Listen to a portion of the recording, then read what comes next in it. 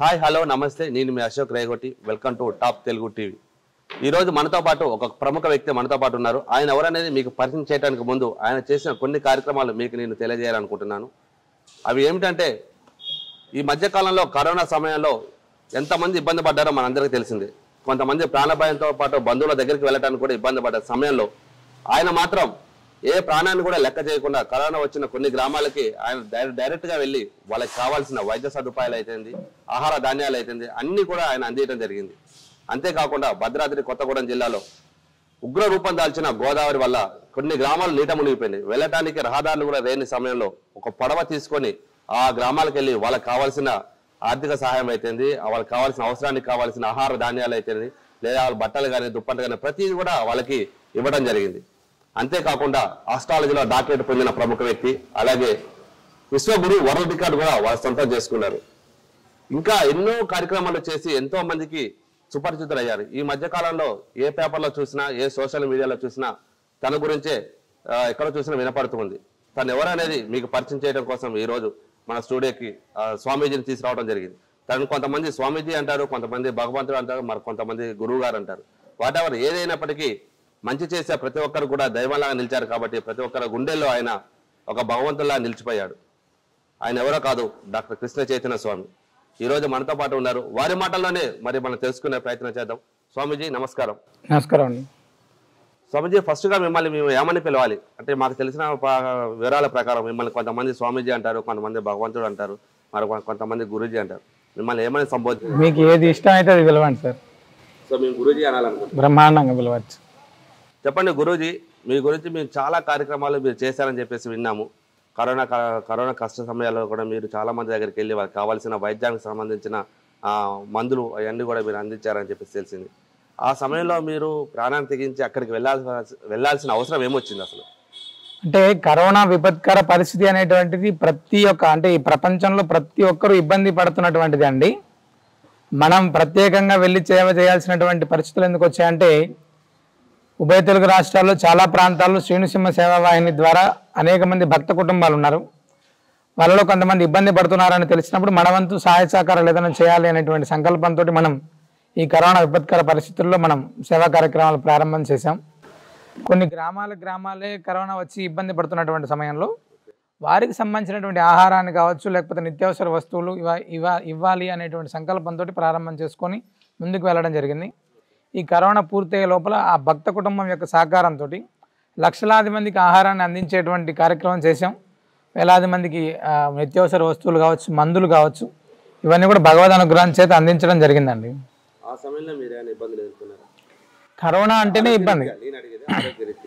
అసలు కరోనా సమయంలో అంటే మేము వాస్తవంగా లక్ష్మీనరసింహస్వామి ఆలయంలో ఉంటాను. నేను ఆలయంలోనే గోశాల ఉంటుంది. మేము ప్రతిరోజు కూడా ఆ గోశాలకు సంబంధించినటువంటి గోమయ పిడికలతోటి ఉదయం సాయంత్రం రోజు ఇక్కడ ఆ ధూపం అనేటువంటిది వేసేవాళ్ళం అండి. అంటే అది కాపాడిందా, భగవద్ అనుగ్రహం కాపాడిందా అనేటువంటిది పక్కకు పెడితే ఎక్కడ ఎటువంటి ఇబ్బంది ఎదుర్కోలేదు. మేము హ్యాపీగా ఆ యొక్క సంవత్సర కాలంలో మన వంతు ఏం చేయాలో అవన్నీ కూడా చేసామండి. మరి వరదల సమయంలో కూడా మీరు చాలా మంది దగ్గరికి వెళ్ళి, అంటే రహదారి లేని ప్రదేశం అంటే నీట మునిగిపోయినాయి పూర్తిగా. ఆ సమయంలో మీరు పడవలు వేసుకొని ప్రాణాన్ని తెగించి వెళ్ళి వాళ్ళ దగ్గరికి వెళ్ళి సహాయం చేశారని తెలిసింది. అది చేయాల్సిన అవసరం ఏమొచ్చింది మీకు? అంటే రాజకీయ నాయకులు ఉన్నారు, దానికి సంబంధించిన వాళ్ళు చాలా మంది ఉన్నారు, మంత్రులు ఉన్నారు, ఎమ్మెల్యేలు ఉన్నారు, వాళ్ళందరూ ఉన్నారు కదా, మీరే వెళ్ళి అవన్నీ చేయాల్సిన అవసరం ఏమొచ్చింది? అంటే కష్టం అనేటువంటిది మనవాడికి వచ్చినప్పుడు రాజకీయ నాయకుడే రావాలి, ప్రభుత్వమే రావాలి అనేటువంటిది ఎందుకండి? మన వాళ్ళకి ఇబ్బంది ఉంది, మనం చేసుకోగలిగేటువంటి సామర్థ్యం ఉన్నప్పుడు 100% మనం చేసుకోవచ్చు. లేకపోతే అన్ని ప్రభుత్వాలే చేయాలి, అన్ని రాజకీయ నాయకులు అధికారులే చేయాలి అనేటువంటిది కాకుండా, గోదావరి వరదల్లో చాలా ప్రాంతాలు కొన్ని వందల గ్రామాలు మునిగిపోతే మన వరకు ఎన్ని గ్రామాలకు వీలైతే సహకారం చేయాలనుకుంటున్నామో మన అన్ని గ్రామాలకు కూడా చేసాం. చాలా అద్భుతంగా రోజుకు 40,000 మందికి ఆహారాన్ని అందించాం. అదేవిధంగా నిత్యావసర వస్తువులు కావచ్చు, ఇవన్నీ కూడా బ్రహ్మాండంగా అందించామండి. మీరు ఒక పురోహితులు, మీరు ఎప్పుడు చూడ దైవ సన్నిధిలో దీప ధూప నైవేద్యాలతోటి దేవుడి సన్నిధిలోనే ఉంటారు. ఇలాంటి కార్యక్రమాలు చేయాలని అసలు మీకు ఎలా అనిపించింది? మీకు ఇన్స్పిరేషన్ ఎవరైనా ఉన్నారా? అంటే నేను అహోబిల మఠంలో ప్రధాన అర్చకుడిగా పనిచేస్తూనే మా ఆలయానికి వచ్చేటువంటి భక్తులకు చిన్న కష్టం వచ్చినప్పటికీ కూడా వాళ్ళకు ముందు ఉండాలి అనేటువంటి సంకల్పంతో మనం చేస్తుంటామండి. ఆదిశంకరాచార్య స్వామి వారు, మధ్వాచార్యులు, రామానుజాచార్యులు వీళ్ళందరూ కూడా మనకు త్రిమతాచార్యులు అందరూ చెప్పింది ఏంటంటే సమాజానికి ఖచ్చితంగా మనం ఉపయోగపడాలి, అంటే మన ధర్మానికి మనం ఎంతైతే సేవ చేస్తున్నామో ఈ సమాజానికి ఈ దేశానికి తప్పకుండా సేవ చేయాలి అనేటువంటిది మా సంకల్పం. అన్నమాచార్య స్వామి వారు వీళ్ళందరూ కూడా అందరూ సమానమే, మనందరం ఒకేలాగా ఉండాలి అనేటువంటి చెప్పారు. దానిని సంకల్పంలో తీసుకొని మనం వెళ్ళామండి. ఓకే, ఇప్పుడు మీరు రామానుజాచార్యులు అన్నారు కాబట్టి నాకు ఒకటి గుర్తుకొచ్చిందండి. సో రామానుజాచార్యులు వారి తత్వంలోనే మేము ముందుకెళ్తున్నాము, కుల మతాలకు అతీతంగా మేము అందరికీ సేవ చేస్తామని చెప్పేసి అన్నారు. అదేవిధంగా మీరు ఒక దళితుడిని భుజాలకు ఎక్కించుకొని ఆలయ ప్రవేశం చేస్తారని చెప్పేసి విన్నాము. అది మీరు ఎంతవరకు సమర్థించుకుంటారు? దానివల్ల మీకు వచ్చిన ఇబ్బందులు ఏం లేవు? అంటే మీ తరపు నుంచి ఎవరికైనా మిమ్మల్ని వ్యతిరేకించడం కానీ ఏమన్నా మీ వర్గం తరపు నుంచి ఏమైనా ఇబ్బందులు కలిగాయి? అంటే దళిత పూజారిని ఆలయ ప్రవేశం చేయించడం అనేటువంటిది 2020 సంవత్సరంలో కరోనా కంటే ముందు జరిగినటువంటిది అది. అయితే ఇక్కడ ఏమవుతుందంటే అండి, అందరూ సమానమే అనేటువంటిది మనం చెప్పేటువంటి వరకు చాలామంది చెప్తున్నారు, పాటించేటప్పటికి వచ్చేటప్పటికి అది చాలామంది పాటించట్లేదు. అంటే దళితుల్ని లేకపోతే గిరిజనుల్ని దూరం పెట్టేటువంటి పరిస్థితులు చాలా దగ్గర ఉండొచ్చేమో, అవన్నీ ఉండకూడదు. సమాజంలో అందరం సమానంగా ఉండాలి అంటే తిరుమల ఇలాంటి క్షేత్రాలన్నింటిలో కూడా అందరం అత్యద్భుతంగా వెళ్ళి దర్శనం చేసుకోగలుగుతున్నాం. పల్లెటూర్లలో వచ్చేటప్పటికి అది కొంత ఎక్కడో ఒక్కో దగ్గర ఇబ్బందులు పాలవుతున్నారు. అలాంటివి ఉండకూడదు అనేటువంటి దాంతో ఒక గిరిజన గ్రామంలో ఒక హరిజన గ్రామంలో ఉండేటువంటి ఆలయ అర్చకుని మనం తీసుకెళ్ళి రంగనాథ స్వామి ఆలయ దర్శనం చేయించామండి. వ్యతిరేకత అనేటువంటిది మంచి చేసేటప్పుడు తప్పకుండా వస్తుంది, చిన్న చిన్న ఇబ్బందులు వచ్చాయి, వారికి మనం చెప్పాల్సినటువంటి సమాధానం చెప్పాం, తర్వాత బాగుంది. ఇక్కడ సమాజంలో ఎలా ఉంటుందంటే మనం చేసేటువంటి పని మంచిదైనా చెడైనా కూడా వేరే వాళ్ళు చేయలేనటువంటి పరిస్థితులు విమర్శలు చేస్తూనే ఉంటారు. విమర్శలు చేసేవాడు అందరి దగ్గరికి వెళ్ళి మనం సరి చేసుకోవాల్సినటువంటి అవసరం లేదు. మనం మంచి చేస్తున్నామని మనకు అనిపిస్తే తప్పకుండా ముందుకు వెళ్ళిపోవచ్చు అండి. ఓకే అండి, మీరు అన్నారు గ్రామాలలో ఉన్న దళిత పూజారిని తీసుకొని వెళ్ళండి. కొన్ని వార్తలు కూడా వినిపించాయి, మీరు ఆ గ్రామాలలో కొన్ని ఆలయాలు నిర్మించి అక్కడే వాళ్ళకి పౌరోహిత్యం నేర్పించి ధూపదీప నైవేద్యాలు మీ దగ్గర నుంచి ఇప్పటికీ మీరు పంపిస్తున్నారని తెలిసింది. గ్రామాలలో అంటే ఆలయాలు నిర్మించాలనే ఆలోచన ఎందుకు వచ్చింది, అసలు కారణం ఏంటి? అంటే భద్రాచలానికి పరిసర ప్రాంతాల్లో అంతా కూడా పూర్తిగా మత మార్పిడి ప్రభావం ఉండేటువంటి ప్రాంతాలు ఉన్నాయండి. ఆ ప్రాంతాల్లో ఆలయాలే లేవు, అసలు చిన్న చిన్న దేవతా మందిరాలు కూడా లేకపోయేటప్పటికీ వాళ్ళు ఎవరిని అర్చించుకోవాలి, ఎవరిని పూజించుకోవాలి తెలియక వాళ్ళే ఇబ్బంది పడుతున్నటువంటి పరిస్థితుల్లో చాలా నృసింహ సేవావేణి ద్వారా మనం చేసేటువంటి సేవా కార్యక్రమాల్లో మనకు ఈ విషయం తెలిసి చిన్న చిన్న మందిరాలను ఏర్పాటు చేసి ఆంజనేయ స్వామి, రాముల వారు, పరమశివుడు ఇలా ఈ చిన్న చిన్న ఆలయాలను ఏర్పాటు చేసేసి వాళ్ళకి అంటే అక్కడ ఉండేటువంటి గిరిజనులు ఎవరైతే ఉంటారో ఆ గిరిజనులే మంత్రాలు నేర్పిస్తే వాళ్ళు పూజ చేసుకునేటువంటి విధంగా ఇబ్బందులు లేకుండా ఉంటాయనేటువంటి సంకల్పంతో మనం ఈ యొక్క కార్యక్రమం చేసామండి. ఇప్పుడు కొండ గుంపు అని ఒక విఆర్పురం మండలంలో ఒక ఊరు ఉంటుంది, సుమారు 75 ఇల్లులు ఉంటాయి అక్కడ. వాళ్ళకు ఒక చిన్న ఆలయం కూడా లేదు. ప్రతిరోజు కూడా కొంతమంది అన్యమతస్తులు వెళ్ళి మీరు రండి, మీకేం లేదు కదా, మీరు రండి అంటే ఆ ఊరు వాళ్ళంతా మన దగ్గరకు వచ్చి చిన్న ఆలయం ఏర్పాటు చేయండి, మేమే పూజ చేసుకుంటా ఉన్నాం. అక్కడ ప్రారంభం చేసినటువంటి చిన్న ఆంజనేయ స్వామి ఆలయంతో పాటుగా అలాగే అనేక ప్రాంతాల్లో కనకదుర్గ కావచ్చు, రాముల వారు, ఆంజనేయ స్వామి చిన్న చిన్న మందిరాలు పెట్టి వాళ్ళే పూజ చేసుకునేటువంటి ఏర్పాటు చేశాం. ధూపదీప నైవేద్యాలను కూడా మనం ప్రతి నెల వాళ్ళకి అందించేటువంటి కార్యక్రమం చేస్తున్నాం ఇప్పటికి కూడా. ఈ మధ్యకాలంలో మీరు ఒక సాహసోపేతమైన నిర్ణయం తీసుకున్నారని తెలిసింది. ఇక్కడున్న పాఠశాలల్లో స్కూల్స్లలో భగవద్గీత బోధించాలని చెప్పేసి చిన్న చిన్న బుక్స్ ప్రచురించి మీరు ఆ స్కూళ్ళల్లో ఇవ్వడం జరిగింది.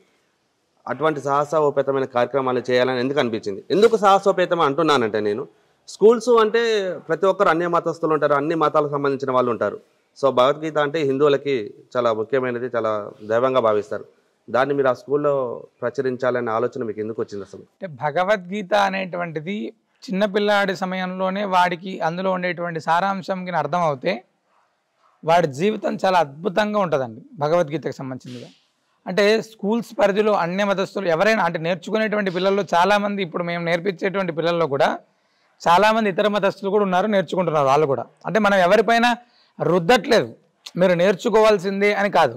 ఎవరికి ఇంట్రెస్ట్ ఉంటుందో వాళ్ళకి ఒక ½ అన్ అవర్ క్లాస్ ఎక్స్ట్రా పెట్టుకొని మనం నేర్పిస్తున్నాం. చాలామంది ముస్లిమ్స్కి సంబంధించినటువంటి పిల్లలు ఉన్నారు, క్రైస్తవులకు సంబంధించినటువంటి పిల్లలు, వాళ్ళు కూడా భగవద్గీత నేర్చుకుంటున్నారు. అంటే భగవద్గీత అనేటువంటిది నేర్చుకోవడం ద్వారా అందులో ఉండేటువంటి సారాంశం అర్థమవుతాయి, చాలా అద్భుతంగా ఉంటుంది వాళ్ళ జీవితం అనేటువంటి దాంతో మనం నేర్పించేటువంటి కార్యక్రమం చేస్తున్నామండి.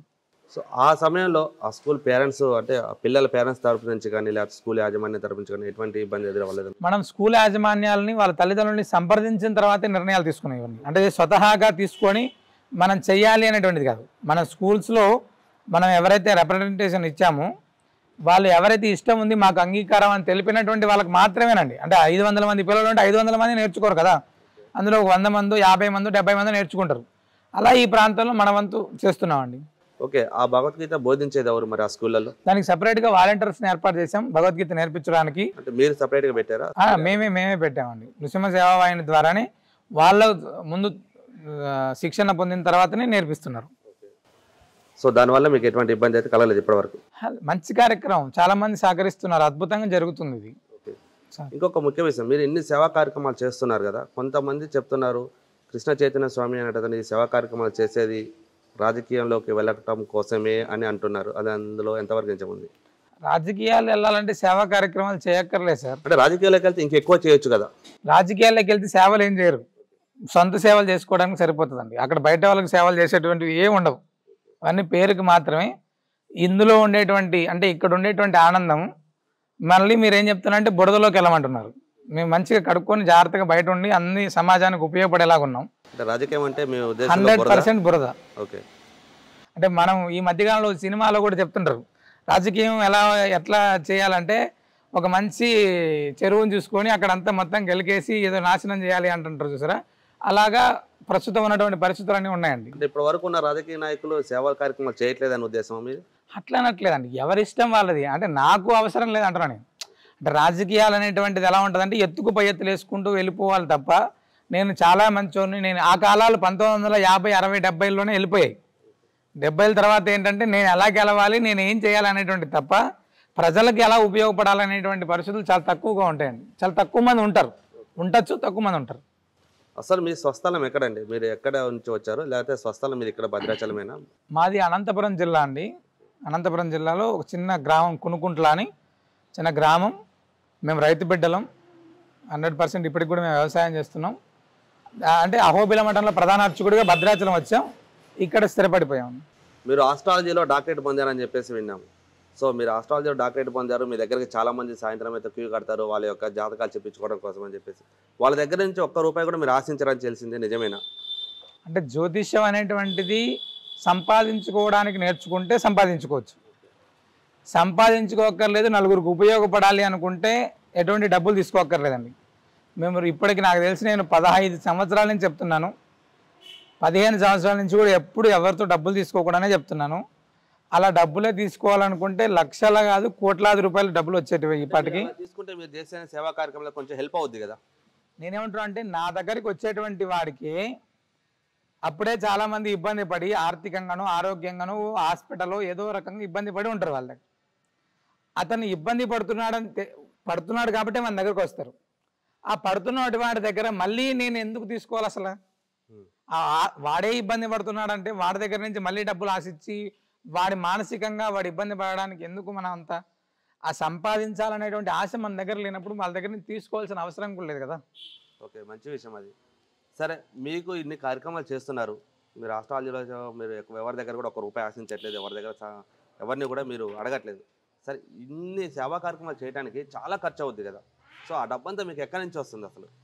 అంటే ఇక్కడ సేవా కార్యక్రమాలు చేసేటువంటిది కృష్ణ చైతన్య అనేటువంటి ఒక వ్యక్తి కాదండి, శ్రీ నృసింహ భక్త కుటుంబం అనేటువంటిది నృసింహ సేవావాహిని ద్వారా ఉభయ తెలుగు రాష్ట్రాల్లోనే కాకుండా వివిధ ప్రాంతాల్లో ఉండేటువంటి అనేక మంది నృసింహ సేవావాహిని సభ్యులు ఉన్నారండి. ఈ నృసింహ సేవావాహిని సభ్యులు మనం చేసేటువంటి ప్రతి కార్యక్రమానికి అండగా ఉంటారు. అంటే మనం నిత్యాన్నదానం చేస్తున్నాం, ఆ నిత్యాన్నదానానికి అండగా ఉంటారు. సేవా కార్యక్రమాలు చేస్తున్నాం, సేవా కార్యక్రమాలకు ప్రతి కార్యక్రమానికి కూడా వెన్నుదన్నుగా ఉండి చేస్తున్నారండి. ఓకే, ఈ నృసింహ సేవావాహిని మీరు స్థాపించిన తర్వాత ఇంకా మీరు చేస్తున్న సేవా కార్యక్రమాలు ఇంకా ఉధృతంగా చాలా పల్లెటూళ్ళకి కానీ పట్టణాలకు కానీ చాలామందికి సహాయం చేశారని చెప్పేసి వింటున్నాం. ఆ సేవావాహిని స్థాపించడానికి గల కారణం ఏంటి? మీరు చేస్తున్న సేవలు కామన్గా చేస్తూనే ఉన్నారు, మరి ఇది స్థాపించడానికి గల కారణం ఏంటి? అంటే ఏదైనా ఒక బ్రాండ్ అనేటువంటిది ఉంటే జనంలోకి వెళ్ళేటప్పుడు చాలా అద్భుతంగా ఉంటుందండి. కృష్ణ చైతన్య అనేటువంటి వ్యక్తి చేస్తున్నాడు అని చెప్పడం కంటే నృసింహ అంటే భగవంతుడి పేరు పైన అంటే భగవత్ సంకల్పంతో భక్తు కుటుంబం అంతా కలిపి చేయడం ద్వారా ఏమవుతుందంటే దాని యొక్క ప్రభావం చాలా ఎక్కువగా ఉంటుంది.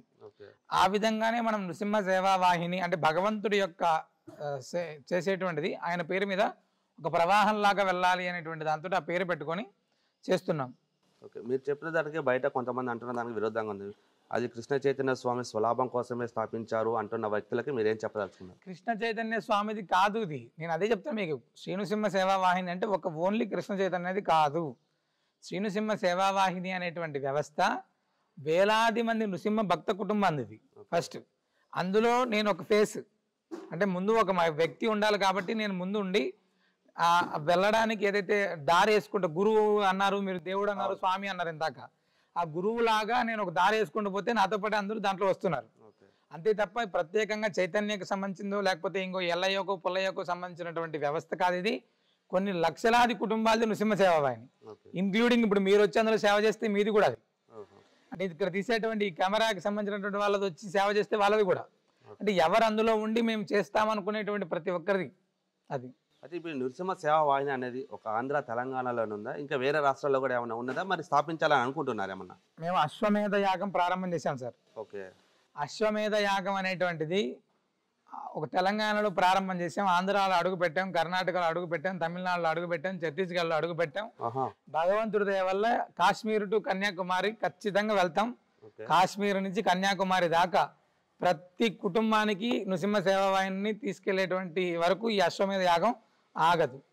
ఓకే, నృసింహ సేవావాహిని స్థాపించారు, బాగానే ఉంది. మరి మీరు గోశాల కూడా ఒకటి స్థాపించారు, గోవుల సంరక్షణ కోసం నడుము బిగించి ఒక అడుగు ముందుకేశారు, కారణం ఏంటి? నృసింహ సేవావాహినికి సంబంధించినటువంటి మెయిన్ దాంట్లోనే ఆధ్యాత్మికంగా, సామాజికంగా, సాంస్కృతికంగా గో సంరక్షణ, ఈ 4 కార్యక్రమాలు మేము చేయాలి అనేటువంటిదే మా యొక్క విజన్. ఓకే, అందులో గో సంరక్షణ అనేటువంటిది మేము ఎప్పటి నుంచో చేస్తున్నాం. అయితే విఆర్పురం మండలంలో మీరు ఈ మధ్యకాలంలో గోదావరి వరదలు వచ్చినప్పుడు వేలాది ఆవులు వరదలకు కొట్టుకొని వచ్చేసి, మేము ఎప్పుడైతే నిత్యావసర వస్తువులన్నీ ఇచ్చి అక్కడ తిరిగి వస్తున్న సమయంలో వేలాది ఆవులు రోడ్ల మీద ఇలా ముట్టుకుంటే పడిపోయేటువంటి పరిస్థితి, ఆహారం లేక. అలాంటి ఆవులన్నీ చూసిన తర్వాత చలించి ఇంటికి వచ్చిన తర్వాత మా భక్తులందరికీ కూడా ఒక మెసేజ్ పెట్టాం, ఇలా ఆవులకు సంబంధించినటువంటి చిన్న ఇబ్బంది ఉంది, మనం ఏదైనా దీనికి చెయ్యాలి అని చెప్తే సుమారు 120 ట్రాక్టర్ల గడ్డిని సేకరించి రోజు మార్చి రోజు విఆర్పురం మండలం, కునవరం మండలాలకి ఈ గోమాతలకు ఆహారాన్ని పంపించామండి. అలాగా సుమారు కొద్ది రోజుల కాలం పాటు, ఒక 1 నెల రోజుల కాలం పాటు మనం ఆహారాన్ని పంపించి తిరిగి వాటి కొంచెం ఓపిక వచ్చేటువంటి పరిస్థితి వచ్చేదాకా మనం చేసాం. అంటే గో సంరక్షణ చేయాలంటే ఖచ్చితంగా ఒక ప్లాట్ఫామ్ అనేటువంటిది మన దగ్గరే ఉంటేనే మనం చేయగలం. మన దగ్గర ఈ గో సంరక్షణకు సంబంధించినటువంటి ప్లాట్ఫామ్ లేకోకుండా నేను వెళ్ళి గో సంరక్షణ బయట చేస్తానంటే కాదు. నా దగ్గర ఉండేవి కూడా సుమారు 45-50 ఆవులు ఉన్నాయి మన దగ్గర. మంచి అంటే దేశీయ ఆవులు, అన్ని రకాలైనటువంటి ఆవులు మన దగ్గర ఉన్నాయి. ఇక్కడ గోశాల అంటూ ఉండి నలుగురికి చేయాలి అనుకున్నప్పుడు, చాలా గోమాతలకి ఆహారాన్ని అందించలేదని చేయాలనుకున్నప్పుడు ఇక్కడ ఎక్సెస్ ఏదైతే ఉంటుందో మనం అక్కడ బయట చేయడానికి అవకాశం ఉంటుంది కాబట్టి మనం గోశాలను ఏర్పాటు చేసాం. ఈ గోశాలను ఏర్పాటు చేయడానికి కూడా ఏం కారణం అంటే గోవు గోవిందుడు ఒక దగ్గర ఉండాలి అనేటువంటి సంకల్పంతో మనం ఈ ప్రారంభం చేసాం. ఓకే సార్, మీరు ఇప్పుడు గోవులని రక్షించారు, అన్ని రకాలుగా ఉంది. ఇక్కడ మీరు ఇంకో మాట కూడా వినపడుతుంది, మీకు ఇక్కడ వేద పాఠశాల కూడా నిర్మిస్తారు కృష్ణ చైతన్య స్వామి గారి ఆధ్వర్యంలో అని చెప్పేసి అంటున్నారు, అది నిజమేనా? అంటే ఇక్కడ నృసింహ సేవావాహిని ద్వారా చేసేటువంటి సేవా కార్యక్రమాల్లో అన్ని రకాల, అంటే సనాతన ధర్మానికి ఏవి ఉపయోగపడతాయో, సనాతన ధర్మ పరిరక్షణకు మన వంతు ఏం చేయాలనుకుంటున్నామో అవన్నీ తప్పకుండా చేసేటువంటి భాగంలోనే అనేక గురుకులాలు వస్తాయి. అవసరం ఉంటే భగవంతుడి దయ వల్ల మెడికల్కి సంబంధించినటువంటివి వస్తాయి, ప్రతిదీ వస్తాయండి. అంటే నిదానం, ఇందాక చెప్పి అశ్వమేధ యాగం ప్రారంభం చేసామని. అశ్వమేధ యాగం అంటే ఆగిపోయేది కాదు, జరుగుతూనే ఉంటుంది అది. అంటే నేను అడిగేది ఏంటంటే సార్, ఇప్పుడు వేద పాఠశాల స్థాపించిన తర్వాత ఒక బ్రాహ్మిన్స్ వరకే అవకాశం ఉంటుందా, లేకపోతే పురోహిత్యం నేర్చుకోవాలని చాలామంది కూడా ఆసక్తి ఉన్నవారు కూడా ఛాన్సెస్ ఏమైనా ఉందా? చాలామందికి ఆల్రెడీ మీకు ఇప్పుడు దళితులు, గిరిజనులకి మేము ఆల్రెడీ నేర్పిస్తున్నాం. ఓకే, తిరుమల తిరుపతి దేవస్థానము ప్రతి సంవత్సరం 4-5 సార్లు పెట్టి, అంటే వేదం నేర్చుకునేటువంటి వాళ్ళు, బ్రాహ్మణులు వేదం నేర్చుకుంటారు, వాళ్ళ పని వాళ్ళు చేస్తుంటారండి. చాలా ఆలయాల్లో పనిచేసేటువంటి వాళ్ళు అంటే దళిత గోవిందం అని ఇలాంటి చిన్న చిన్న కార్యక్రమాల ద్వారా చాలామంది నేర్చుకుంటున్నారు. ఆ విధంగా ఎవరైనా ముందుకు వస్తే తప్పకుండా వాళ్ళకి మేము నేర్పించేటువంటి ప్రయత్నం చేస్తామండి. చెప్పండి గురుగారు, కల్పవృక్ష సాలగ్రామం గురించి మధ్యకాలంలో ఎక్కడ చూసినా సోషల్ మీడియాలో అవుతుంది, పేపర్లో అవుతుంది, దాని గురించే వస్తుంది. అసలు కల్పవృక్ష సాలగ్రామ నారసింహ అంటే ఏమిటి, అసలు దానికి ఉన్న విశిష్టత ఏమిటి? అంటే కల్పవృక్ష నారసింహ సాలగ్రామం అనేటువంటిది ఈ భూమిలో అత్యంత అరుదుగా ఉండేటువంటి సాలగ్రామం. సాలగ్రామం అనేటువంటిది నేపాల్లో కన్నకి నదిలో ఉద్భవిస్తాయి. ఓకే, అయితే ఇక్కడ మా పెద్దలకి అంటే సుమారు 750 సంవత్సరాల క్రితం మా దగ్గర ఒక వేణుగోపాల స్వామి ఉన్నారు, కాళీంగమర్దన వేణుగోపాల స్వామి. 750 సంవత్సరాల క్రితం ఆ కాళింగ నర్తన శ్రీకృష్ణ పరమాత్ముడితో పాటు ఈ యొక్క కల్పవృక్ష నారసింహ శాలగ్రామం అనేటువంటిది మా పెద్దల ఆరాధనలో ఉందండి. అంటే అది ఏం చేస్తుంది అంటే కోరిన కోరికలు తీరుస్తుంది అని. అంటే ఏం కోరుకుంటే తీరుస్తుందా అని కాదు, ధర్మబద్ధమైనటువంటి ఏ సంకల్పం అయినప్పటికీ కూడా ఖచ్చితంగా నెరవేరుతుంది. ధర్మబద్ధమైనటువంటి సంకల్పం నెరవేరుతున్నాయి కాబట్టే ఈ శాలగ్రామం యొక్క వైభవం అంటే సంతానానికి సంబంధించిగా ఆర్థికంగా కుటుంబ పరిస్థితులు కావచ్చు, మానసికంగా కావచ్చు, ఏదైనా ఆది వ్యాధులు ఉండేటువంటి వాళ్ళు ఇలాంటి చాలామంది ఈ శాలగ్రామాన్ని దర్శనం చేసుకోవడానికి వస్తున్నారండి.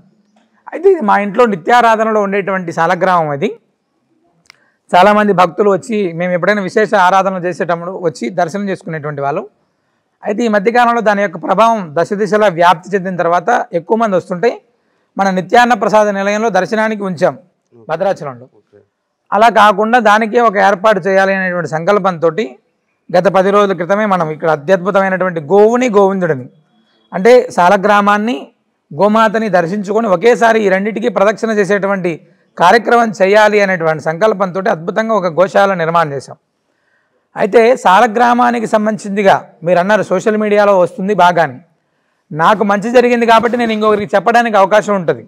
అలాగా నేనే మీరు అన్నారు ఇందాక మీ వెనకలు ఎవరున్నారు ఇంకోటి ఎవరున్నారని, ఈ యొక్క శాలగ్రామం యొక్క వైభవం మహత్యం చేత మనం చేసేటువంటి ప్రతి పని సక్సెస్ఫుల్గా వెళ్తున్నాం. డబ్బులు కోట్లాది రూపాయలు లక్షలాది రూపాయలు ఎక్కడి నుంచి వస్తున్నాయి మీకంటే మనం ఏదైనా ఒక కార్యక్రమం ప్రారంభం చేసే సమయంలో భగవంతుడికి నివేదన చేసి ఈ కార్యక్రమం ప్రారంభం చేస్తే ఇప్పటిదాకా ఎక్కడ కూడా ఆగకోకుండా నిరంతరంగా సాగుతుందండి. అంటే మీరు సంతానం కావాలా ఖచ్చితంగా ఇక్కడికి రండి, అద్భుతంగా స్వామికి ముడుపు కట్టండి, ప్రదక్షిణ చేయండి. అనతి కాలంలోనే సంతానమైనటువంటి వాళ్ళు కోకలలు, ఆది వ్యాధులతో ఇబ్బంది పడుతున్నటువంటి వాళ్ళు చాలామంది వస్తున్నారు. మంగళవారం రోజు దర్శనం చేసుకుంటే తప్పకుండా అద్భుతమైనటువంటి ఫలితాలను ఇస్తుంది. అదేవిధంగా మన పిల్లలకు సంబంధించినటువంటి ఆరోగ్యం అంటే పిల్లలకు సంబంధించినటువంటి హెల్త్ కావచ్చు, లేకపోతే చదువుకు సంబంధించినటువంటి కావచ్చు, తప్పకుండా ఒక రోజు బుధవారం రోజు తప్పకుండా రండి. దానికి సంబంధించినటువంటి ఇబ్బంది ఏదైతే ఉంటుందో ఖచ్చితంగా ఉంటుంది. శత్రువులకు సంబంధించిన శత్రుబాధ అంటే మానసికంగా ఇబ్బంది ఏర్పడేటువంటి వాళ్ళు కావచ్చు, ఇలా ఉండేటువంటి వాళ్ళు సోమవారం రోజు ప్రత్యేకంగా శాలగ్రామ తిరుమంజనం అభిషేకం జరుగుతుంది. ఖచ్చితంగా దాన్ని ఇబ్బంది ఉంటే దర్శనం చేసుకోవచ్చు. లేదా అపమృత్యు దోషాలు ఉన్నాయి, గండాలు ఉన్నాయి, మాకు ఏవైనా ఒకరోజు విశేషంగా అర్చన చేసుకోవచ్చు. ఏ ఇబ్బంది ఉన్నప్పటికీ కూడా మీరు అంటున్నారు లక్ష్మీ నృసింహస్వామి అనేటువంటి వాడు చేయలేనటువంటిది ఏం లేదు. అదే కల్పవృక్ష ఆయనే కోరిన కోరికలు తీర్చేటువంటి దాంట్లో భగవంతుడే ఇచ్చినటువంటి శాలగ్రామం మన ఎదురుగుంటే మనం అడగడమే తరువాయి. మనం ధర్మబద్ధంగా ఉండేటువంటిది ఏదైనా అడిగితే తప్పకుండా దాని యొక్క ప్రభావం ఉంటుంది. ఖచ్చితంగా చాలా వైభవంగా అనేక మంది ఇక్కడికి వచ్చి బాగైనటువంటి వాళ్ళు చాలామంది ఉన్నారండి. అంటే ఒక బుధవారం రోజే దర్శనానికి అనుమతి ఉంటుందా సార్, లేకపోతే ప్రతి రోజు అంటే ఒక రోజు అంటూ ఏది లేకుండా 365 డేస్ ప్రతిరోజు 365 రోజులు దర్శనం చేసుకోవడానికి అవకాశం ఉందండి. అంటే ఒక్కొక్క తిథి నాడు, ఒక్కొక్క నక్షత్రం నాడు, ఒక్కొక్క వారం నాడు దానికి సంబంధించినటువంటి ఫలితాలు ప్రత్యేకంగా ఉంటాయి. కాబట్టి ఆ వారాల్లో వాళ్ళు వచ్చి దర్శనం చేసుకోగలిగితే మాత్రం అద్భుతంగా ఉంటుంది. చాలామంది ఇక్కడ రాత్రి నిద్ర చేస్తున్నారు. అంటే ముందు రోజు రాత్రి వచ్చి ఇక్కడ నిద్ర చేసి మరుసటి రోజు ఉదయం శాలగ్రామ అభిషేకానికి తీర్థం తీసుకోవడానికి చాలామంది ఇక్కడ రాత్రి నిద్ర చేస్తున్నారు. అది ఉదయం గోదావరి స్నానం చేసి ఇక్కడ వచ్చి తీర్థం తీసుకుంటున్నారు. అలాగా అంటే ఏదైనా విశేషం ఉన్నప్పుడు మంగళవారం, శుక్రవారం, శనివారం ఇలా విశేషమైనటువంటి రోజుల్లో చాలామంది ముందు రోజు రాత్రి వచ్చి ఇక్కడికి దర్శనం చేసుకొని ఇక్కడే పడుకొని మరుసటి రోజు ఉదయం అభిషేక జలాన్ని తీర్థం తీసుకొని వెళ్ళడం జరుగుతుందండి. 750 సంవత్సరాల కాలం నాటిది అంటున్నారు ఈ కల్పవృక్ష శాలగ్రామ నరసింహుడి.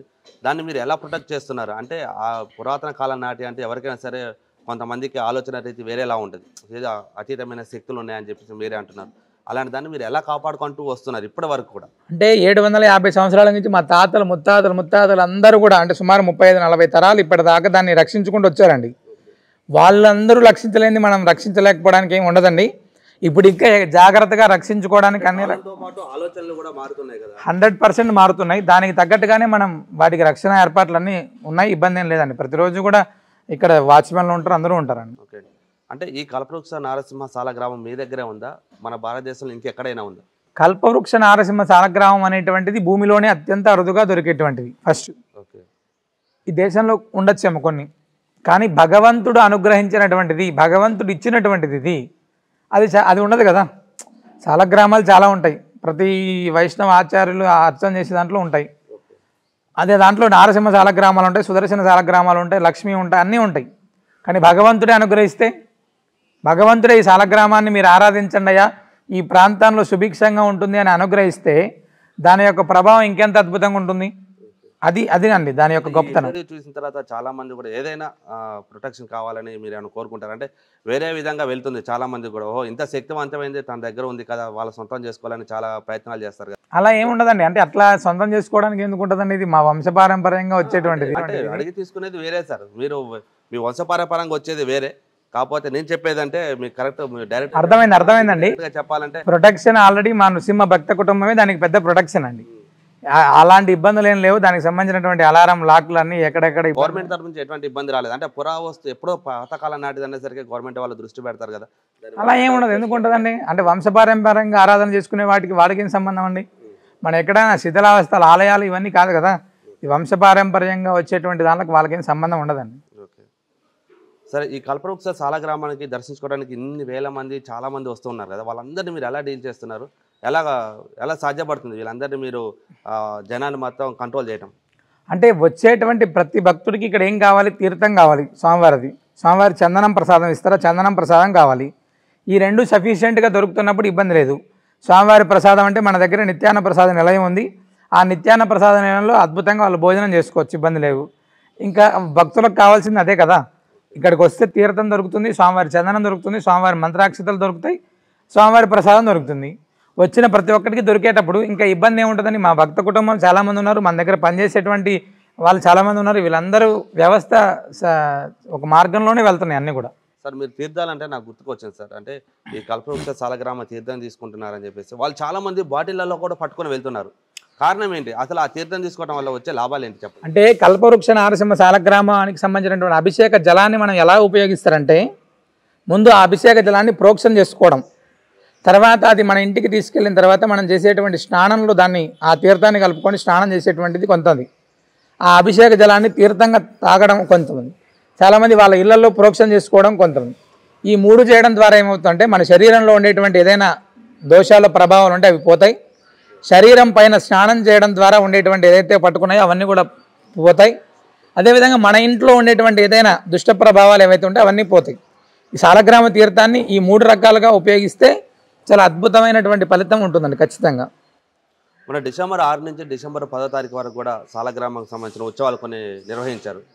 ఏ ఉత్సవాలు ఎందుకు జరిపించారు? అంటే గోశాలని సాలగ్రామాన్ని ఒక దగ్గర దర్శనం చేసుకోవడానికి మనం ఏర్పాటు చేసినటువంటి ఈ యొక్క గోవింద కల్పవృక్ష నారసింహ సాలగ్రామ ఆశ్రమ ప్రారంభం వేడుకలు అండి అవి.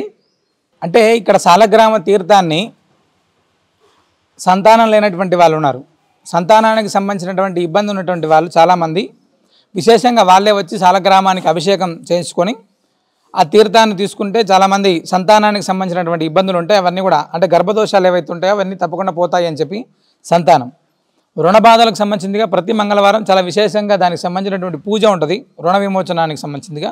అలాగా అంటే ఒక్కొక్క కుటుంబంలో ఇబ్బందికి సంబంధించినటువంటి ఒక్కొక్క వారంలో 7 వారాల్లో 7 రోజులు ప్రత్యేకంగా పూజా కార్యక్రమాలు ఉంటాయండి. వాటిని చేసుకోవడానికి ఉభయ తెలుగు రాష్ట్రాలు చాలామంది భక్తులు వస్తున్నారు, చేసుకుంటున్నారు.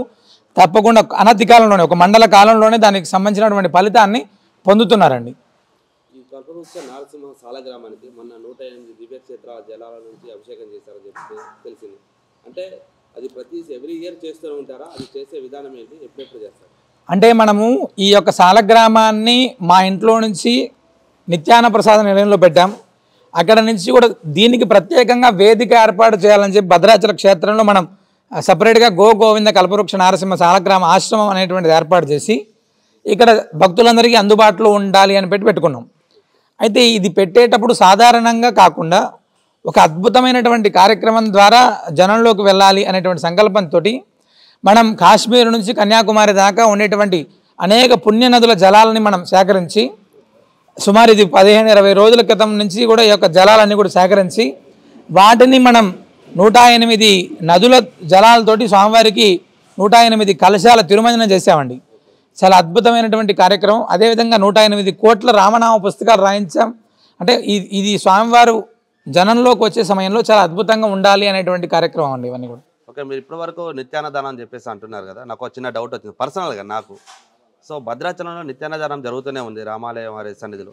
సో మళ్ళీ మీరు నిత్యాన్నదానం స్థాపించడానికి గల కారణం ఏంటి? అంటే భద్రాచలంలో నిత్యాన్న ప్రసాద నిలయం అనేటువంటిది ఉంది. భద్రాచలంలో చాలా సంఘాలు సంబంధించినటువంటి అన్నప్రసాద నిలయాలు కూడా చాలా ఉన్నాయండి. అయితే భద్రాచలం వచ్చేటువంటి యాత్రికులకు ఇంకా సరిపోవట్లేదు అది. కొంతమంది ఇంకా ఆకలితో ఇబ్బంది పడుతున్నారు, వచ్చేటువంటి వాళ్ళకి దొరకట్లేదు. అందరికీ దొరకకపోవచ్చు, ఉండేటువంటి దాంట్లో సఫిషియెంట్గా అందరికీ దొరకకపోవచ్చు. అంటే వాళ్ళ సమయాభావం కావచ్చు, అక్కడ ఉండేటువంటి పరిస్థితులు కావచ్చు, ఏదైనా కావచ్చు. అంటే మనం మన దగ్గరకు వచ్చేటువంటి యాత్రికులకు అన్నప్రసాదం అందించాలి అని సంకల్పంతో ప్రారంభం చేసాం. రోజు సుమారు 150-200 మంది రోజు యాత్రికులు ఎక్కడెక్కడి నుంచి వచ్చి భోజనం చేస్తున్నారండి. అది శని ఆదివారాలు అయితే 500-600 మంది పైన అవుతున్నారు. ఇప్పుడు ఈ యొక్క సాలగ్రామ దర్శనానికి వచ్చేటువంటి వాళ్ళైతే సుమారు 1000 మంది దాటిపోతున్నారు. అలాగా. సో మీరు గోశాల నిర్మించారు, గోవులకి సంరక్షణ కోసం వాళ్ళకి అన్ని రకాలుగా మీరు ఒక అడుగు ముందుకేశారు. కానీ గోవేద గురించి మీరు ఏమైనా ఆలోచించారా? ఇక్కడ గోవధ అనేటువంటిది జరగకూడదు. ఫస్ట్ దాని ఆ పేరు పలకడానికి కూడా కొంచెం ఇబ్బందికరమైనటువంటి అంశం. ఇవన్నీ కూడా సాధారణంగా చాలామంది కార్యకర్తలు అంటే గో సంరక్షకులు చాలామంది అద్భుతంగా పనిచేస్తూ వాళ్ళకి సంబంధించిన ప్రాణాలు తెగించి చాలామంది కాపాడుతుంటారు. భద్రాచలంలో కూడా చాలామంది అద్భుతంగా కాపాడేటువంటి వ్యవస్థ ఉందండి. అయితే ఇది సాధారణంగా ఒక వ్యక్తియో ఇంకొక వ్యవహారమో చేస్తే అయ్యేది కాదు. పూర్తిగా ఒక ప్రభుత్వం అనేటువంటిది దీనిపైన పూర్తి స్థాయిలో చర్యలు తీసుకుంటే తప్ప సాధారణంగా ఉండేటప్పుడు కొంచెం ఇబ్బందికరమైనటువంటి అంశం ఉంటుందండి. అది నేను చెప్పేది మీ నృసింహ సేవా వాహిని తరపున మనం ప్రభుత్వాలకు అనేక సార్లు విజ్ఞప్తులు ఇచ్చాం. ఓకే, అంటే రాష్ట్ర ప్రభుత్వాలకు ఇచ్చాం, కేంద్ర ప్రభుత్వాలకు ఇచ్చాం, వీటన్నిటికీ కూడా అనేక విజ్ఞప్తులు ఇచ్చాం. అయినప్పటికీ కూడా అది ఒక పెద్ద వ్యవస్థతో కూడుకున్నటువంటిది. అంటే ప్రభుత్వమే నిర్ణయం తీసుకుంటే తప్ప ఇది ఆగేటువంటిది కాదండి. అది ఇప్పుడు తెలంగాణలో కొత్తగా ఏర్పడిన రేవంత్ రెడ్డి అంటే కాంగ్రెస్ పార్టీ గెలిచిన తర్వాత సీఎంగా రేవంత్ రెడ్డి గారు మన రాష్ట్ర పాలన చేస్తున్నారు. వాళ్ళ పాలన ఎలా ఉండబోతుంది? ఒక ఆస్ట్రాలజీగా, ఒక జ్యోతిషులుగా మీరు ఏం చెప్పబోతున్నారు? అంటే ఇక్కడ జ్యోతిష్యుడిగా చెప్పడానికి, సాధారణ ప్రజలుగా చెప్పడానికి ఏంటంటే, ఏ రాజకీయ నాయకుడైనా ఏ రాజకీయ పార్టీ అయినా ప్రజల మన్ననలు అనేటువంటివి పొందితేనే దానికి సంబంధించినటువంటిది ఉపయోగం ఉంటుందండి. ప్రజల మన్ననలు పొందలేనటువంటి ఏ ప్రభుత్వాలైనా తప్పనిసరిగా ఇబ్బందులకరమైనది. అంటే ఇక్కడ ఏమవుతుందంటే కొన్ని ఉచిత పథకాల యొక్క ప్రభావం కొంచెం ఎక్కువగా ఉంటుంది. ఆ ఉచిత పథకాలు అనేటువంటివి కొంచెం తగ్గిస్తే చాలా బాగుంటుంది. ఎందుకంటే ప్రజలందరూ కూడా ఏమవుతుందంటే ప్రస్తుతం ఉచిత పథకాల యొక్క ప్రభావం చేత ఆల్రెడీ కొన్ని ప్రాంతాల్లో ఇబ్బంది పడుతున్నారు. మళ్ళీ ఈ ఉచిత పథకాలు అనేటువంటివి ఖచ్చితంగా ప్రభుత్వానికి బర్డన్గా ఉంటాయి. కానీ ప్రజలకు మంచిదే. ఎవరికైతే ఇబ్బందిగా ఉండేటువంటి వాళ్ళకి అందజేస్తే అద్భుతమైన ఫలితాలు ఉంటాయండి. అంటే ఉన్నోడు ఒకటే లేనోడు ఒకటే లేకుండా ఇప్పుడు చాలామంది మార్పులు తీసుకొని వస్తున్నారని మనం రోజు చూస్తున్నాం టీవీలలో. నిజంగా ఆ మార్పులన్నీ పనిచేస్తే అద్భుతంగా ఉంటుంది. ఓకే, ఒకటండి, ఇప్పుడున్న పరిస్థితిలో ఆర్టీసీ అసలే లాస్లో ఉంది కదా, ఆ పరిస్థితిలో ఆడవారికి కూడా ఫ్రీ బస్సులు అని చెప్పేసి కేటాయించారు కదా, దాన్ని ఎంతవరకు మీరు అదే అంటున్నా నేను. ఎవరికైతే ఇబ్బంది ఉంటుందో, నిజంగా ఇబ్బంది పడుతున్నారో, కాలేజీ పిల్లలు, స్కూల్ పిల్లలు, లేకపోతే ఇలాంటి వాళ్ళందరికీ ఉచితం ఇస్తే అద్భుతం, మంచిదే కదా చదువుకునే వాళ్ళకి. అలాగా నిజంగా ఇబ్బంది పడేటువంటి వాళ్ళకి అందజేస్తే బాగుంటుంది, అందరికీ కాకోకుండా. లేదా ఆడవారికి ఇస్తున్నారు కదా, ఎక్స్పెషల్లీ ఆడవారి కోసమే అంటున్నారు. ఇప్పుడు పిల్లలు అన్నారు ఓకే, వృద్ధులు అన్నారు ఓకే, అలాగే ఆడవాళ్ళలో కూడా జాబులు చేసేవాళ్ళు, ₹1,00,000 సంపాదించే వాళ్ళు, 50,000 సంపాదించే వాళ్ళు. అది ముందు నాకు తెలిసి దీంట్లో మార్పులు వస్తాయి అనుకుంటున్నాను. ఎందుకంటే ఇప్పుడు పెట్టారు, మన ఏం చూపించకపోయినా కూడా ఎక్కచ్చు అన్నారు. 3 రోజుల తర్వాత ఏదో ఏమంటారు ఐడెంటిటీ కార్డు కావాలన్నారు. తర్వాత దాంట్లో కూడా ఖచ్చితంగా సమూలమైన మార్పులు వస్తాయి అనుకుంటే ఆ మార్పుల ద్వారా ఇంకా ఏమైనా మంచి జరుగుతుందేమో. అంటే దానివల్ల ముఖ్యంగా లాస్ పోయేది ఎవరంటే ఆటో వాళ్ళు ప్రతిరోజు వాళ్ళ జీవనం ఎలా ఉంటుందంటే, కొంతమంది సొంత ఆటోలు ఉంటాయి, కొంతమంది ఫైనాన్షియల్ తెచ్చుకుంటారు. దీనివల్ల సర్వీస్ తగ్గిపోవడం వల్ల వాళ్ళ కుటుంబాలు రోడ్డున పడినట్టే అవుతాయి. రోజుకు ₹1,000 కూడా సంపాదించలేరు. ఇప్పుడు ఉన్న డీజిల్ రేట్ను పరంగా చూస్తే ఆ టైంలో ఈ ఉచిత బస్సులను పెట్టడం వల్ల వాళ్ళ పరిస్థితి దారుణంగా ఉంటుంది కదా. అవును, కరెక్టే. అయితే ఇక్కడ విషయం ఏంటంటే ఉచితాలు అనేటువంటివి ఎప్పటికైనా ప్రమాదకరమైనటువంటివి. అవి వాళ్ళు ప్రభుత్వం ఏ ఆలోచనతో ఉంటుందో మనకు తెలియదు. అంటే ఆటో వాళ్ళకు కూడా ఏదైనా మంచి చేయడానికి వాళ్ళు ఏదైనా వాళ్ళ ఆలోచనలు వాళ్ళకు ఉన్నాయేమో. కానీ ఏదైతే ఉంటుందో ఎవరికైనా అంటే ఒకటికి మంచి జరుగుతున్నప్పుడు ఆటోమేటిక్గా కొంతమంది నష్టపోతారు, కొంతమందికి మంచి జరుగుతున్నప్పుడు కొంతమంది నష్టపోతారు. ఆ నష్టాన్ని వీళ్ళు ఎలా భర్తీ చేస్తారు అనేటువంటిది ముందు తెలుస్తుందండి మనకు. అది అసలు జ్యోతిష్యాన్ని నమ్మొచ్చా నమ్మకూడదని ఒక అనుమానం అయితే నాకు వచ్చిందండి. ఎందుకంటే ఈసారి మన తెలంగాణలో జరిగిన అసెంబ్లీ ఎన్నికల్లో కేసీఆర్ గారు గెలుస్తారని చెప్పేసి చాలామంది జ్యోతిషులు చెప్పారు. కానీ కేసీఆర్ గారు ఓడిపోయారు కదా. కేసీఆర్ ఎక్కడ ఓడిపోయాడండి? గెలిచాడు కదా. అంటే తన ప్రభుత్వం రాలేదు కదా అంటున్నారు. అంటే ప్రభుత్వం అనేటువంటిది రాలేదంటే అదే నేను అంటున్నా, ప్రజల యొక్క మన్ననలు కాంగ్రెస్ పార్టీ పొందింది, అధికారం వచ్చింది అంతే తప్ప కేసీఆర్ అనే ఇప్పుడు చాలామంది జ్యోతిష్యులు అనేటువంటి వాళ్ళు ఖచ్చితంగా ఆయన గెలుస్తాడు అని చెప్పారు. కొంతమంది మధ్యలో వస్తాయని చెప్పారు, అంటే సగం వస్తాయని చెప్పారు. ఇక్కడ విషయం ఏంటంటే కేసీఆర్ అయితే ఓడిపోలేదు, కేసీఆర్ గెలిచాడు. ఇప్పుడు ప్రధాన ప్రతిపక్షంలో ఆయన ఉండి ఇంకా అద్భుతంగా ఏదైనా సాధిస్తాడేమో చూడాలి ఫస్ట్ మనం. రెండో విషయం ఏంటంటే జ్యోతిష్యం అనేటువంటిది ఖచ్చితమైనటువంటి శాస్త్రం. ఇప్పుడు డాక్టర్ అనేటువంటి వాడికి వైద్యం పూర్తిగా తెలిసి వైద్యం చేస్తే అద్భుతమైనటువంటి ఫలితాలు ఉంటాయి. అదే చాలా పెద్ద డాక్టర్ కూడా ఒక్కొక్కసారి ఆ వైద్యుడి అంటే రోగికి సంబంధించినటువంటి వ్యవస్థలో కూడా కొన్ని ఇబ్బందులు అయ్యి అతనికి ఏమైనా జరగచ్చు. అంతే తప్ప జ్యోతిష్యంలో తప్పో లేకపోతే ఇంకా అంటే చెప్పేవాడు అక్కడ ఉండేటువంటి పరిస్థితులను బట్టి మాత్రమే ఉంటాయి తప్ప, అంటే ఎవరైనా ఒకటి ప్రభావితం చేసి వాళ్ళు ఏదైనా మాట్లాడి ఇలాంటివి ఏమైనా ఉంటే ఇబ్బంది తప్ప, శాస్త్రబద్ధంగా శాస్త్రాన్ని చెప్తే ఖచ్చితమైనటువంటి ఫలితాలు ఉంటాయండి, ఇందులో సందేహమే లేదు. ఎందుకంటే అదే జ్యోతిష్యులు చాలా చెప్పి ఉన్నారు, వాళ్ళకి మంచి జరిగినటువంటి వాళ్ళు కూడా చాలామంది ఉన్నారు. కానీ ఎక్కడో చిన్న చిన్న ఇప్పుడు 100 చెప్పినప్పుడు 2 పోయినప్పుడు పట్టుకుంటున్నారు. మరి 100 జరిగినప్పుడు 98 జరిగినప్పుడు ఎవడు అడగట్లేదు కదా, ఇన్ని జరిగిన వాడికి 2 తప్పేనని. చాలామంది డాక్టర్లు 100 ఆపరేషన్ చేస్తే 10 ఆపరేషన్స్ ఫెయిల్ అయిపోతుంటాయి. అట్లాంటివన్నీ ప్రతి దాంట్లో కూడా మనం చేయి పెట్టి వేలు పెట్టి దీని తప్పు అంటే కాదు కదండి. ఇప్పుడు రాజకీయం గురించి వచ్చింది కాబట్టి మిమ్మల్ని అడగదలుచుకుంటానండి. ఎన్నికలకు ముందు, అసెంబ్లీ ఎన్నికలకు ముందు చాలామంది రాజకీయ నాయకులు మీ దగ్గరకు వచ్చి జ్యోతిష్యం చెప్పించుకున్నారని తెలిసింది. అలా వచ్చిన వాళ్ళల్లో విజయం సాధించిన వాళ్ళు ఉన్నారా? మీరు వాళ్ళ పేర్లు ఏమైనా బయట చెప్పగలరా? ఎవరి పేర్లు బయటికి చెప్పాల్సినటువంటి అవసరం లేదు. రెండో విషయం ఏంటంటే కల్పవృక్ష నారసింహ సాలగ్రామ దర్శనానికి సుమారు 7 మంది ఎమ్మెల్యే అభ్యర్థులు వచ్చారు. వాళ్ళు విజయం సాధించారు. అంటే కాంగ్రెస్ పార్టీకి సంబంధించినటువంటి వాళ్ళు ఉన్నారు, టీఆర్ఎస్కి సంబంధించినటువంటి వాళ్ళు ఉన్నారు. వాళ్ళందరూ అద్భుతంగా విజయం సాధించారండి. సాధించిన వాళ్ళు ఈరోజు చట్టసభల్లో కూడా ఉన్నారు. వాళ్ళు సాలగ్రామ దర్శనం, అభిషేకం, సుదర్శన హోమం చేసుకొని వెళ్ళారండి. మరికొన్ని రోజుల్లో మన పక్క రాష్ట్రం అయినటువంటి ఆంధ్రాలో కూడా ఎన్నికలు రాబోతున్నాయి. అక్కడ పరిస్థితి ఎలా ఉండబోతుంది? అది ఇప్పుడు ఇందాక మీకు ఒకటి చెప్పాను నేను, అంటే ఎవరు ప్రజల మనసులు గెలుచుకుంటే వాళ్ళు గెలుస్తారు ఫస్ట్.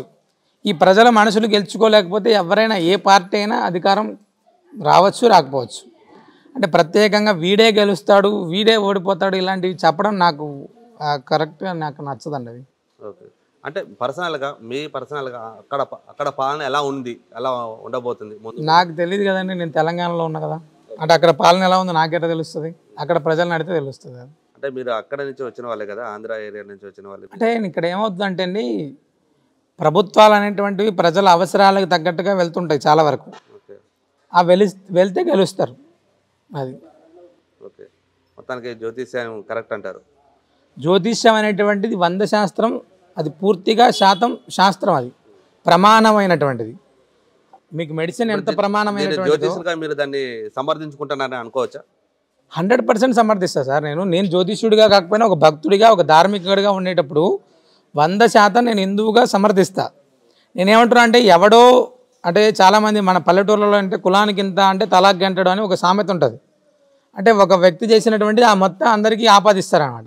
అట్లా ఎవరో ఒకరిద్దరు చేసేదానికి ప్రతి ఒక్కరిని అనాల్సినటువంటి పని లేదు. మన దగ్గర మన దేశంలో అనేక మంది ధార్మికులు, చాలా నిష్ఠాగరిష్ఠులు ఉండేటువంటి కోకోలు వందలాది మంది ఉన్నారు.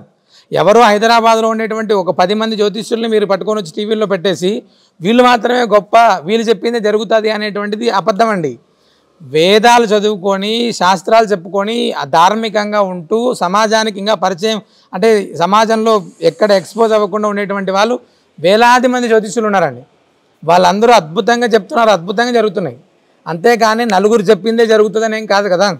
ఓకే. మీరు హిందువుగా అని అన్నారు కాబట్టి నాకు ఒక ఆలోచన వచ్చింది. నా పర్సనల్గా మీరు చేస్తున్న సేవా కార్యక్రమాలు అన్నీ కూడా ఒక హిందువులకే పరిమితం అవుతున్నాయా? అన్య మతస్థులకు కూడా ఏమన్నా అవకాశం ఉందా? వాళ్ళకు కూడా ఏమన్నా సహాయం అందిస్తారు? మీరు విఆర్పురం వరద ప్రభావిత ప్రాంతాల్లో అందరూ అంటే బొట్టు పెట్టుకున్నవాడికి అన్నం పెడతామా? పెట్టం కదా.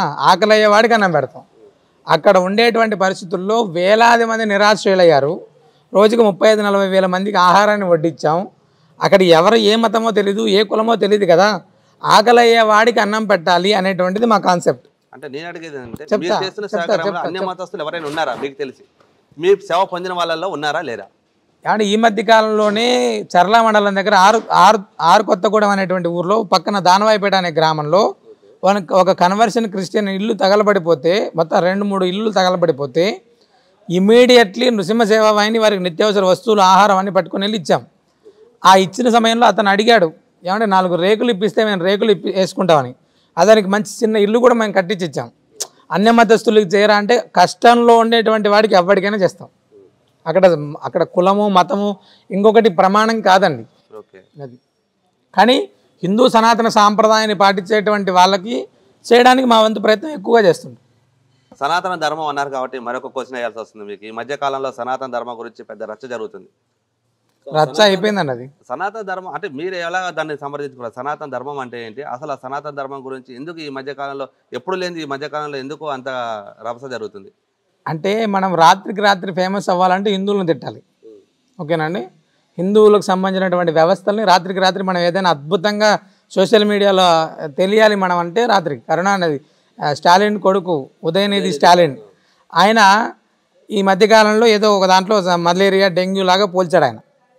ఇక్కడ విషయం ఏమవుతుందంటే అండి, మనం పాటించేటువంటి సమయంలో ఏదైనా మాట్లాడేటప్పుడు చాలా జాగ్రత్తగా మాట్లాడితే మంచిది అని చెప్పి ఆ సమయంలో కూడా మేము చెప్పాం. సనాతన ధర్మం అంటే ఇతనో వీళ్ళ తాతో వీళ్ళ ముత్తాతో వస్తే పెకిలించడం ఎవడి వల్ల కాలేదు. ఆల్రెడీ తాతలు ముత్తాతలు అందరూ కూడా ప్రయత్నించి అందరూ కాలగర్భంలో కలిసిపోయారు. అర్థమైందండి. సనాతన ధర్మం అనేటువంటిది ఎన్నిసార్లు కింద పడితే అంత డబల్ పైకి లేస్తుంది. ఈ రోజుకి కూడా హిందూ వ్యవస్థల్లో ఇప్పటికీ కూడా మన ఔరంగజేబులు బాబరు ఎంతోమంది అందరూ కూడా ధ్వంసం చేసుకొని వెళ్ళిపోయారు.